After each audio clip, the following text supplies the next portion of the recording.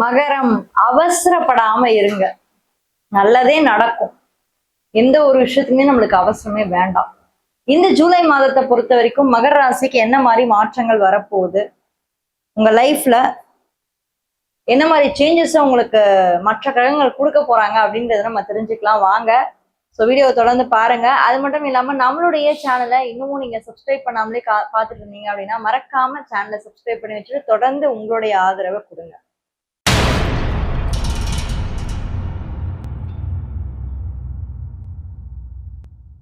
மகர ராசி காலச்சக்கரத்துடைய 10வது ஒரு ராசி.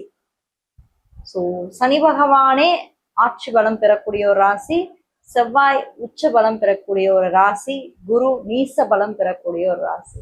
இந்த ஒரு ராசியிலேயே 3 கிரகங்கள் ஒவ்வொரு விதமா இருக்கு. சனி ஆட்சி, செவ்வாய் உச்சம், குரு நீசம். சோ இந்த மாதிரி இருக்கக்கூடிய இப்படிப்பட்ட ஒரு ராசிக்கு கரியர் இந்த மாதம் எப்படி இருக்க போகுது, உங்க லைஃப் எப்படி இருக்க போகுது, கரியர் எப்படி இருக்க போகுது, எந்த மாதிரி சான்சஸ் உங்களுக்கு இந்த மாதம் வரப்போகுது, ரொம்பவே சூப்பரா இருக்க போகுதுங்க. நல்லது மட்டும்தாங்க நடக்கும். மகரத்துக்கு எப்பயுமே நல்லதுதான் நடக்கும். அவங்க என்ன ஒண்ணு தெரியுங்களா, எப்பயுமே அவங்க ஒரு தாழ்வு மனப்பான்மை அதிகம். நமக்கு என்ன நடந்துட போகுது நம்ம வாழ்க்கையில, நம்ம இதேதான் நம்ம வாழ்க்கை ஓட போகுது அப்படின்ற மாதிரிதான் இருக்கும்.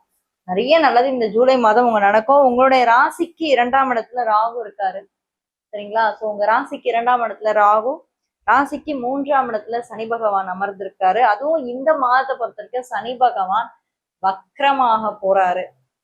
சனி வக்ரம் ஜூலை 27க்கு மேல சனி வக்ரம், டிசம்பர் 11க்கு அப்புறம் வக்ர நிவர்த்தி. சரியா? கிட்டத்தட்ட இந்த ஒரு 138 நாட்கள் சனியோட ஆட்டம் தான். ஓகே, அடுத்து 5ஆம் இடத்துல செவ்வாய், 6ஆம் இடத்துல புதன், 7ஆம் இடத்துல சூரியனோட சுக்கிரன், 8ஆம் இடத்துல கேது, 7ஆம் இடத்துல சூரியனோட குரு, 8ஆம் இடத்துல கேதுவும் சுக்கிரனும். சோ இந்த மாதத்தை பொறுத்த வரைக்குமே இந்த குருவா இருக்கட்டும், சுக்கிரனா இருக்கட்டும், கேதுவா இருக்கட்டும், சூரியனா இருக்கட்டும், இந்த எல்லா கிரகங்களும் ஒரு மாதிரி நெருக்கமா க்ளோஸா வர போறாங்க இந்த மாதத்தை பொறுத்த வரைக்கும். 7ஆம் பாவத்துக்கும் 8ஆம் பாவத்துக்கும் நெருக்கமா இருக்கக்கூடிய ஒரு டைம் பீரியடு. இதுல நம்ம கரியர் வைஸ் அப்படின்னு நம்ம பார்க்கும்போது ரொம்பவே நல்லா தான் இருக்கு. ஏன்னா 10ஆம் இடத்தோட அதிபனே உங்களுக்கு துலாம் தான். அந்த வீட்டோட அதிபனே சுக்கிரன் 7ஆம் வீட்டுல இருக்காரு. நிறைய பேரை மீட் பண்ணுவீங்க. இப்போ நிறைய ஆட்களை பார்க்கக்கூடிய ஒரு நேரமா தான் இருக்கும். புது புது ஆட்களை மீட் பண்ண போறீங்க.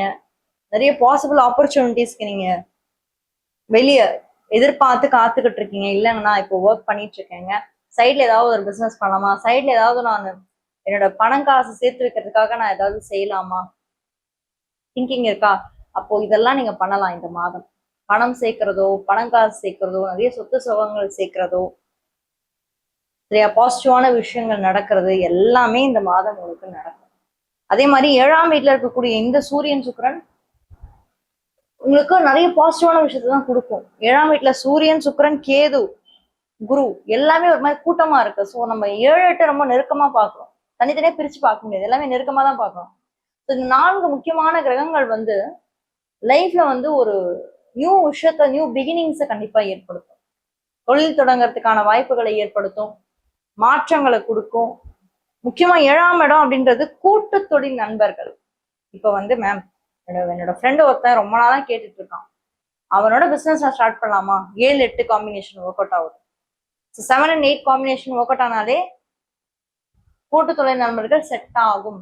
லாபம் வருமா, நான் பண்றேன் ஓகே தான், என்ன லாபம், எனக்கு என்ன கிடைக்கும், எனக்கு ஏதாவது கிடைக்குமா, நிறைய சான்ஸ் இருக்கு.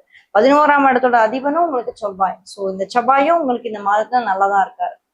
ஸோ செவ்வாய் சுக்கிரனோட அம்சம் எல்லாமே இந்த மாதம் நல்லா இருக்கு. இன்னொரு ஒரு முக்கியமான ஒரு விஷயம் என்னன்னா, மகர ராசிக்கு 7.5 நாட்டு சனி கிடையாது. 7.5 சனி சுத்தமா கிடையாது. அது ஒரு பாயிண்ட்.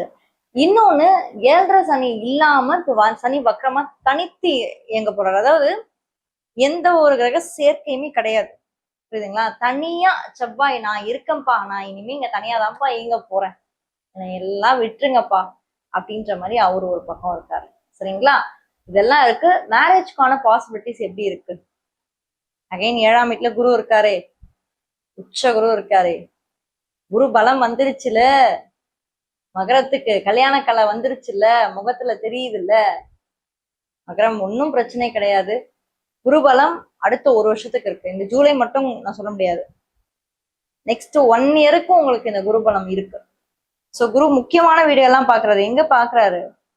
அவரு 7ஆம் வீட்டுல இருந்து 11ஆம் வீட்டை பாக்குறாரு, உங்க ராசியை பாக்குறாரு, 3ஆம் வீட்டை பாக்குறாரு. ஸோ 11, 1, 3 முக்கியமான வீடுகளை குருவோட பார்வை சும்மா அட்டகாசமா பார்க்க போறாரு. சூப்பரா இருக்க போகுது. எக்ஸலண்ட் எக்ஸலண்ட் டிரான்ஸ்ஃபர்மேஷன்ஸ் உங்க லைஃப்ல வந்து இந்த 1 வருஷத்துல நிறைய சேஞ்சஸ், நிறைய மாற்றங்கள், புது புது விஷயங்களை நீங்க பண்ண ஆரம்பிப்பீங்க. புது புது சேஞ்சஸ் உங்க லைஃப்ல வர ஆரம்பிக்கும். பாசிட்டிவ் விஷயங்கள் உங்க லைஃப்ல வர ஆரம்பிக்கும். குழப்பத்தை மட்டும் விட்டுருங்க. நான் ஒண்ணுதான் மகரத்தை சொல்லுவேன். மகரத்துக்கு தாழ்வு மனப்பான்மை ரொம்ப அதிகம். ஏன்னா அது சனியோட ராசி இல்லையா, அவங்களால முடியாதது எதுவுமே கிடையாதுங்க. ஆனா என்னன்னா மனசுக்குள்ள என்ன நினைச்சுப்பீங்கன்னா, அத்தனை பேர் இருக்காங்க, அத்தனை பேருக்கு முன்னாடி நம்ம போய் நின்று பண்ண போறோமே, நம்மளால முடியுமா? நமக்கு அதுக்கான வாய்ப்பு இருக்கா? நம்ம சாதிக்க முடியுமா? நம்மளாம் ஒரு என்ன சாதாரண ஒரு ஆளை தானே பார்ப்பாங்க. அந்த ஒரு ஆக்சுவலா டேலண்ட்ஸ் எல்லாமே இருக்கும். ஆனா அந்த தாழ்வு மனப்பான்மையாலேயே நிறைய இடத்துல அவங்க விட்டுருவாங்க. ஒரு கட்டத்துக்கு மேலதான் சனி வந்து புரிய வைப்பாரு. இல்ல, உன்னால முடியும், நிச்சயமா பண்ணு. அதுவும் ஒரு சுத்து வரணுங்க. சனி இப்போ சுய ஜாதகத்துல ஒரு இடத்துல இருக்காரு அப்படின்னா, அதே இடத்துக்கு இப்போ ஃபார் எக்ஸாம்பிள் சனி உங்க ராசியில இருந்து 4ஆம் வீட்டுல இருக்காருன்னு வச்சுக்கோங்க. ஓகே, மகர ராசிக்கு 4ஆம் வீடு என்ன? மேஷம் இல்ல. இப்ப அந்த வீட்டுக்கு ஒரு 30 வருஷம் கழிச்சு வரும்போது சாட்டர்ன் வில் கெட் மெச்சூர்ட். ஒரு ஃபுல் சர்க்கிள் வரும்போது ஒரு மெச்சூரிட்டிக்கு போயிடுவாரு. சரிங்களா? சோ அதான் சனி பகவான் வந்து ஒரு முழு பக்குவம் அடைகிறது 28.5. ஸோ அதான் 29-30 இயர்ஸ் இந்த மாதிரி வச்சுக்கலாம்.